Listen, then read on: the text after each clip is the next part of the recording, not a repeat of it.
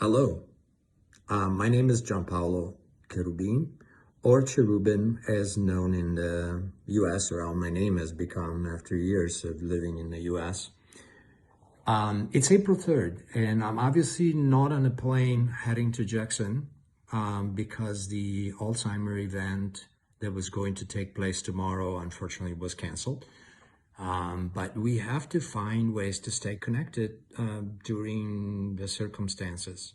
So I thought about a video to show you at least some of the wines that I was going to present you in person.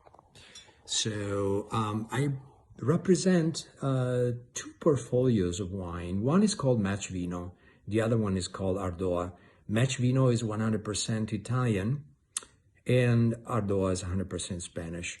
Both of these portfolios, behind these two portfolios, are two great friends, which have been friends for years. And those rare connections, especially when business meets friendship, where we have this complete trust and, really respect for each other. And I love both of these guys' palates. We have a lot in common, and therefore I'm super excited about selling these wines and representing them because they are wines that I would drink with my friends and I would share with people, and that's important to me at least. So not to waste any more time, I will show you the first of the three Italian wines that I was going to pour at the event. This is called Brando. This actually comes from near my hometown of Padova, which unfortunately you might have heard recently in the news because it was one of the first places to be hit quite hard by the virus contamination. And this is a Cabernet Franc. So Bordeaux varietals, especially in this area, in these Colli Euganei, was always a thing, it's not a phenomenon of recent years with, like the Super Toscans, with blending international varieties with local varieties. This was always there. So we grew up drinking Merlot and Cab Merlot blends and Cab Franc, it's a natural thing. Now, making fine wine in the bottle versus making bulk wine, that is sort of a recent phenomenon. And Salvatore Longo, the owner of Terre Gaia, does an amazing job with these varieties. So Brando is a simple wine, but I call it Cabernet Franc 101. This has all the essence of all the things you might love or hate about this grape without having the extremes like that sort of Christmas tree, sort of piney essence that some can have. This is restrained, elegant. On the lighter side, you can have it with snacks, with a dip, with just sliced salami. Just wonderful little wine. The second wine, also fantastic, is Kerner. Kerner comes from Alto Adige. So this is the area in the north of Italy that was once upon a time part of Austria. And as it was the southernmost part of Austria, it was producing more red wines at that time. When it became Italy, they thought, oh, this is so far north and they can grow such amazing aromatic variety. It turned almost overnight into almost a complete white wine production area, although they do produce some fantastic reds as well. Kerner is a very special, very floral, very aromatic. Perhaps if you have had Gewürztraminer or Müller-Thurgau, along the line of those wines, but a little bit more restrained. It is 14% alcohol, as you could probably see. So that will tell you it is a dry wine. Often people will mistake floral qualities or just natural fruit sweetness in that particular variety as sweetness. Well, that's why when you read labels, Moscatos are so sweet because they are 5% alcohol. When you have a wine, which is 12 or 12.5%, meaning all the sugars have been turned into alcohol, you have a perfectly dry wine. So this will be a fantastic wine to have with fish preparations, with some pastas, with smoked dishes even. Finally, a wine from Tuscany. This is not Chianti, is not Montalcino, is not Montepulciano, a lesser known area. This is Fiesole, so it's the big hill near Florence. This is where Florentinians go for cooler repair during the hot summers. Florence can be extremely hot and extremely cold, very continental weather. And here we are only 10 kilometers away, and it could be very refreshing. But it's also not a well-known area for wine. This amazing couple, he's Neapolitan with all of the sense of humor, the subtle cultural peculiar things about Neapolitans that make him so special, and she's French. The dynamic thing going on between the two of them is really incredible. And what they have done in this winery shows their passion and what they're all about. Primarily Sangioveses in their wine, which is treated with so much respect. Nothing is overkilled with oak here. Everything is elegant. These wines are so elegant and so supple and just wonderful with food. Okay, I'm going to move on to Spain, a country that I have grown to love so much. I am Italian, but I could live in Spain. I love the culture, the folklore, the food, the wines, the people, the different regions, and all for different reasons. And behind this project of Ardoa is my good friend Pedro.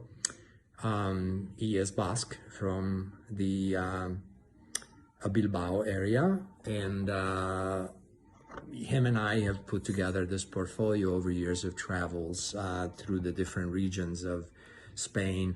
This first wine that I will show you, a very unique packaging, by the way. It's Monastrell, so it's Mourvèdre, and it is made by a 28-year-old winemaker, a very talented winemaker in Jumilla. So we are kind of in the south, where it's hot. And typically Monastrell from this area can be angular, can be alcoholic. She managed to get all of the aromatic, wonderful, subtle nuances out of the grape without overcharging the wine with alcohol, with heat. It's pleasant, it's drinkable, delicious.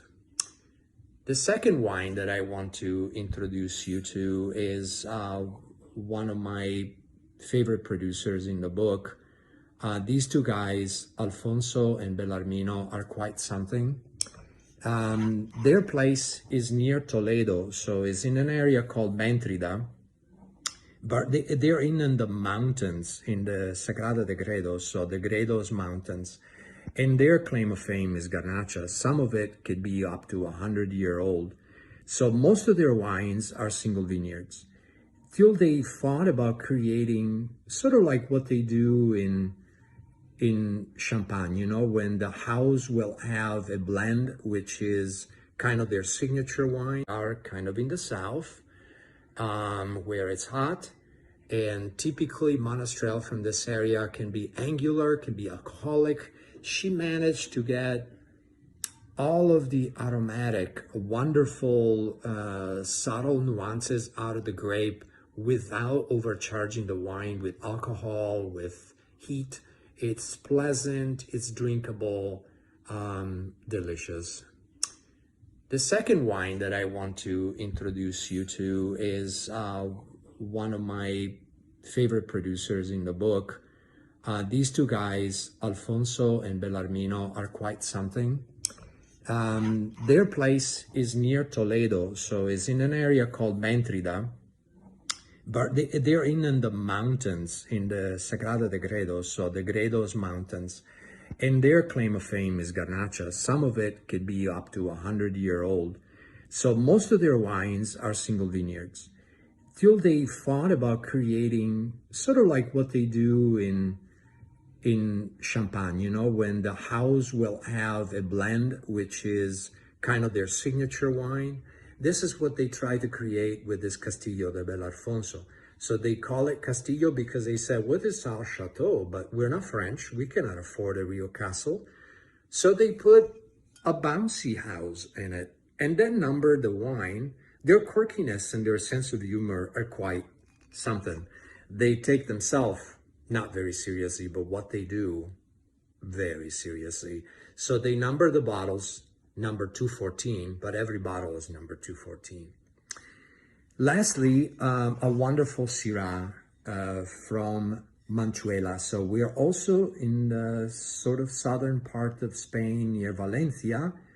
This is the southernmost eastern part of Castilla-La Mancha. So it's a smaller area called Manchuela. And it's amazing what Syrah has been doing lately in some parts of Spain, the results that they've been getting. Because to me, Syrah that is well grown in this area in particular can give you some of the characters of the New World Syrahs, sort of the juiciness and fruitiness, but also a bit of the animal character and the more wild sort of spirit of the Rhone, the French original Syrahs. This is absolutely a wonderful bottle. Also older vines here and organic. So it's called Cueva Llana because Cueva is like the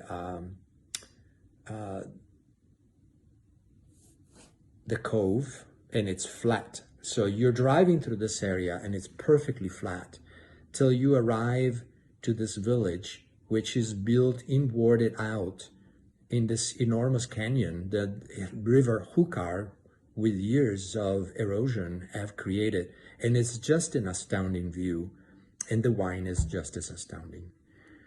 Well, I hope you have enjoyed the presentation. I'm sure I went well over 3 minutes, but those of you that know me know that I can be long-winded.